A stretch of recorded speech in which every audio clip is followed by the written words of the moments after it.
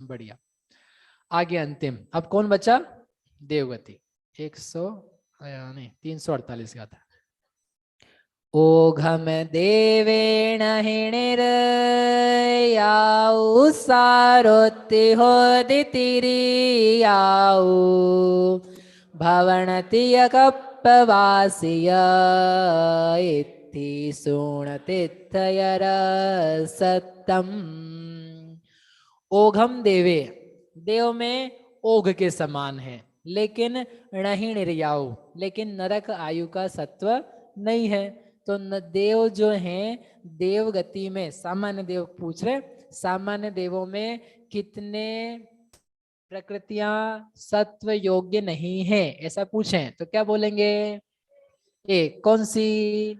नरक आयु। तीर्थंकर प्रकृति रह सकती, आहारक द्विग और दुर्भग। दुर्भग, दुर्भग का उदय तो होता ही नहीं, वहां सत्ता रहती है, भले उदय ना हो सत्ता बनी रहती है। नरक गति रहती है क्या वहां? देवों में, देवताओं के नरक गति रहती है क्या? सत्ता में, उदय में रहती है क्या? बंध में रहती है क्या? अब बंध का सोचना पड़ेगा आपको। बंध भी नहीं होता है, बंध भी नहीं होता उसको, तो सत्ता हो सकती। तो हाँ, नरक गति का देवताओं को ना ना ना ना ना, ना। वेक्रिय, हाँ, नरक गति का बंध नहीं हो सकता है। देवताओं को बंध विच्छुत्ति पढ़नी पड़ेगी मार्गणाओं में, ठीक है। वेक्रिय अष्टक जो है ना, पूरा का पूरा माइनस करना पड़ता है।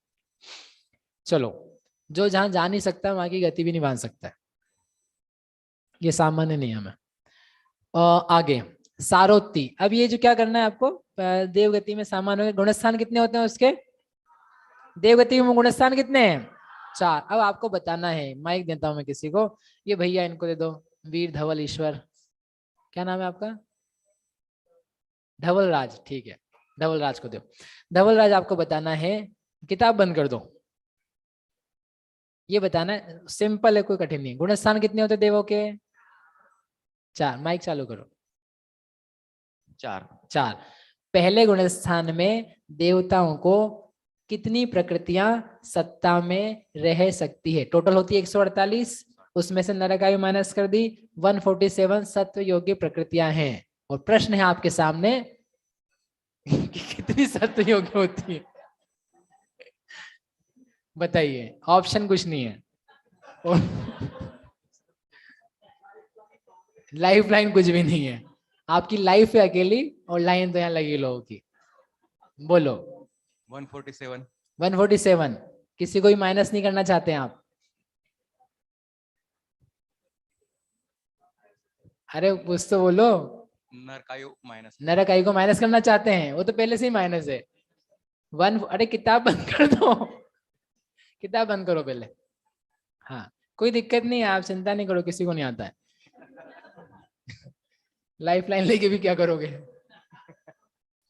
147 प्रकृति में नरक आयु पहले से गई हुई है। तो ये बताओ कि वो मिथ्यात्व में, असत्व में कुछ जाएगा क्या, ये आपको बताना है।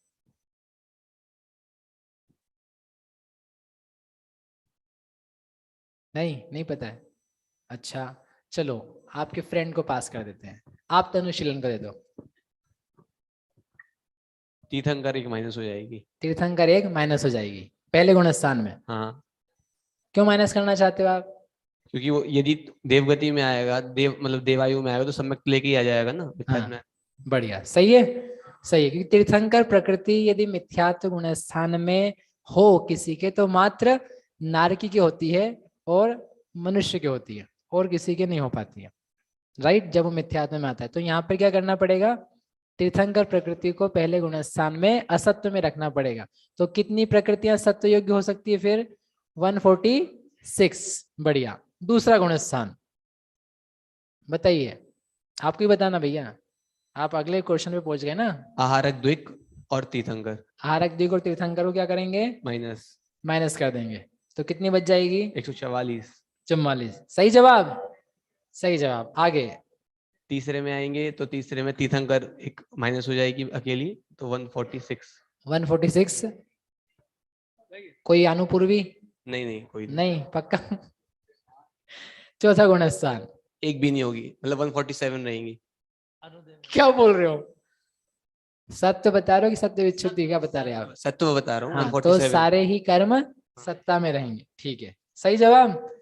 पांचवा गुण स्थान नहीं होता। इस प्रकार से जो देवगति सामान्य है वो पूरी हो गई। अब इसके आगे लेकिन देवगति में और भी भेद होते हैं, शोधन, मेशान, भवनत्रिक इत्यादि। तो आचार्य देव ने कहा सारोत्ती, सारोत्ती यानी सहस्रार, सहस्रार यानी एक स्वर्ग का नाम है। कौन सा स्वर्ग है? 12वां स्वर्ग। 12वें स्वर्ग तक तिरियायु होती, तिर्यंचायु होती है।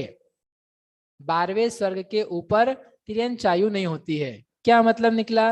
ये मतलब निकला कि 12वें स्वर्ग तक के देव तिर्यंचायु को बांध लेते हैं और बांध करके तिर्यंच में पैदा हो जाते हैं। कौन? 12वें स्वर्ग तक के देव। समझ में आ रही बात? छोटा मोटा स्वर्ग नहीं, छोटा मोटा देव नहीं।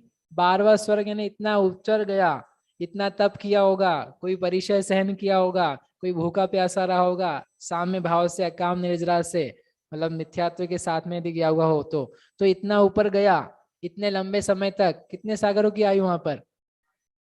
18 सागर।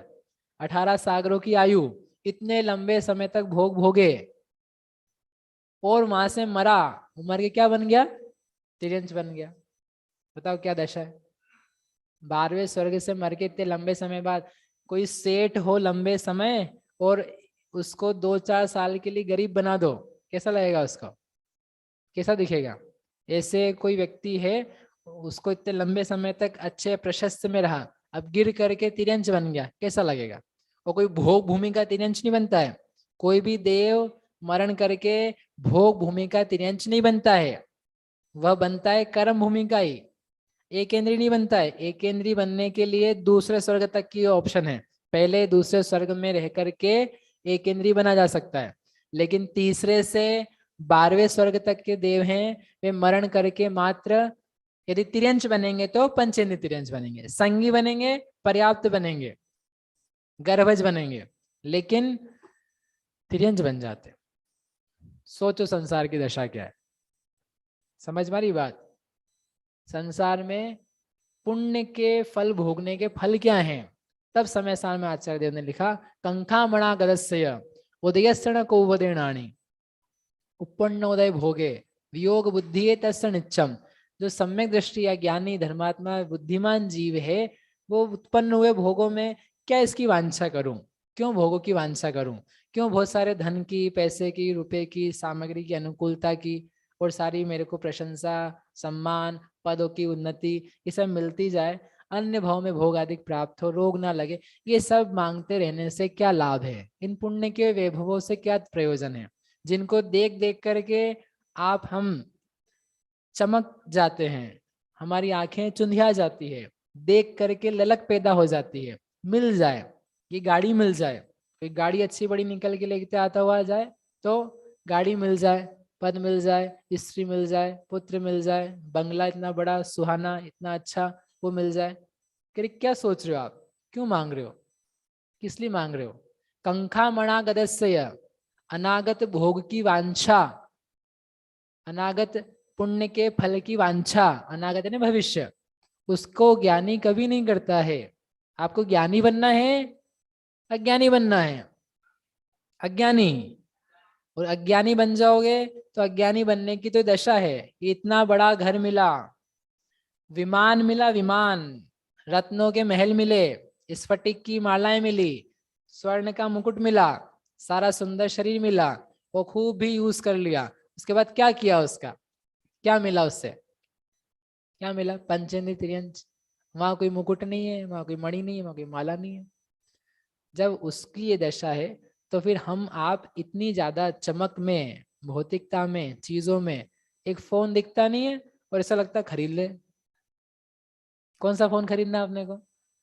अच्छा, आईफोन ही आईफोन खरीदना है, अच्छा वाला खरीदना है, नया वाला खरीदना है, 2 साल में खरीदना है, नया नया लाना है। मतलब क्या प्लास्टिक के टुकड़े खरीद रहे हो? दिमाग तो ठीक है, लाख रुपए चूरा करके क्या खरीद के ला रहे हो? प्लास्टिक के टुकड़े। तुम्हारे पूर्वज अच्छे से दो, कम से कम लाख रुपए में सोना चांदी लाते थे, तुम प्लास्टिक लेके आ रहे हो, ये बुद्धि है तुम्हारी, उसमें कोई धातु भी नहीं कोई विशेष, पूरा चूड़ा ही हो, कचरा ही है, डब्बा है वो, उसमें अपन कितने पूरा कर रहे हैं, और फिर अगर लेके आए तो हाथ अलग दुखेगा, क्योंकि जेब में तो रखोगे नहीं ना, अब तो दिखाते रहना सबको भैया मेरे पास अच्छा महंगा फोन है। लाइक क्या मूर्खता भरी बातें हैं, अपन किसके लिए क्या कर रहे हैं, अपन धन कमा रहे हैं फॉर व्हाट, चाह रहे हैं चीजों को फॉर व्हाट, नई नई बड़ी बड़ी उत्तम उत्तम सुंदर सुंदर चीजें चाह रहे हैं, किसके लिए, व्हाट फॉर, क्या फल है उसका, सोचा कभी, सोचते हैं क्या, तो वही वापस अपने पुराने क्वेश्चन पे आ जाएंगे सोचते हैं क्या काम करने के पहले, इच्छाओं को करने के पहले सोचते हैं क्या, नहीं नहीं उसके पास है, उसके पास है, उसके पास है, सबके पास है, सबके पास है, तो उससे क्या होता है, ये तर्क है क्या आपके पास, is it your logic, this is the only logic you have, क्या तर्क है। तो सारोत्ती वहां तक का आदमी मर करके तिर्यंश में जा रहा है, तो हम क्यों भोगों की वांछा करें, हम क्यों भविष्य में मुझे चीजें मिले, ऐसा ऐसा मिले, उसमें दिमाग लगाएं, मिल जाए ना मिले वो उदय की व्यवस्था है, लेकिन अपना पुरुषार्थ किस बात का है, मिटने वाली चीजों में कि अपने साथ शाश्वत रहने वाली चीजों में, विचारो, ठीक है।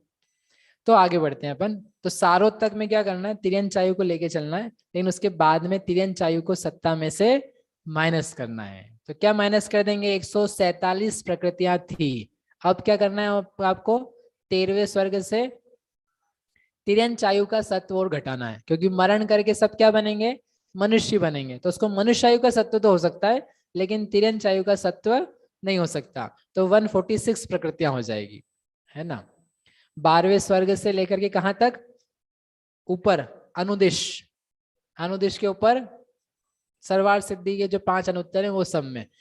फिर एक और नियम दिया है, भवन, भवनतीय, भवनत्रिक और कल्पवासी इत्थिसु, कल्पवासिनी की जो स्त्रियां हैं उन सब में न तिथर सत्तम, तीर्थंकर प्रकृति की सत्ता नहीं है, क्यों नहीं है, क्योंकि वे तीर्थंकर प्रकृति की सत्ता वाले यदि होते तो मरण करके कहाँ जाते, वैमानिक में, क्यों वैमानिक में जाते, कि सम्यक दर्शन सहित जाते, सम्यक दर्शन सहित होते हैं तो वैमानिक में ही जन्म होता है, इसलिए कल्पवासी स्त्रियों में और भवनत्रिक में एक प्रकृति और घर कम कर देना, एक प्रकृति कम करेंगे तो 146, इस प्रकार से ये सत्व योग्य प्रकृतियां हैं, इनका आपको क्या बना के लाना है, चार्ट बना के लाना है, क्या बना के लाना है, अरे हाँ तो बोलो क्या, हाँ चार्ट किस किस का बना के लाएंगे आप, देवगति का तो बनाया हुआ है,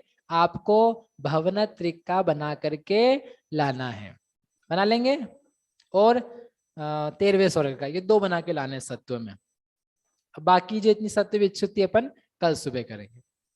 किसी को प्रश्न हो कोई तो आप थोड़ी देर बाद जनवाणी स्तुति अपन करते छोटा हैं, सा ही है, उसके बाद में करेंगे।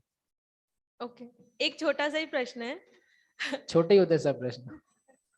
ये जो सत्व की टेबल है, ये हर भव में नहीं बनती है, मतलब किस टाइम पे नहीं बनती है, ये सत्व की टेबल नाना जीवों की अपेक्षा है, ये भवों को नहीं देख रहे हम तो सब जीवों को देख करके बना रहे हैं। एक जीव को देखें तो उसकी हर भव में नई टेबल बनती है क्या, मतलब डिपेंड करता है कि वो क्या क्या लेके जा रहा है, अभी अपन इसका आगे का अधिकार पढ़ेंगे, सत्व स्थान भंग अधिकार, तो उसमें आपको दिखेगा, क्योंकि जब जाएगा तो कम प्रकृतियां रहेगी, आयु बांधेगा तो नई प्रकृतियां आ जाएगी, फिर कोई कर्म चला गया, उद्वेलना हो गई तो कम हो जाएगी, तो वो चेंज हो सकती है। अच्छा, एक ही भव में चेंज हो सकती है, एक भाव में भी चेंज हो सकती है। ओके। मिथ्यात्म नाश वे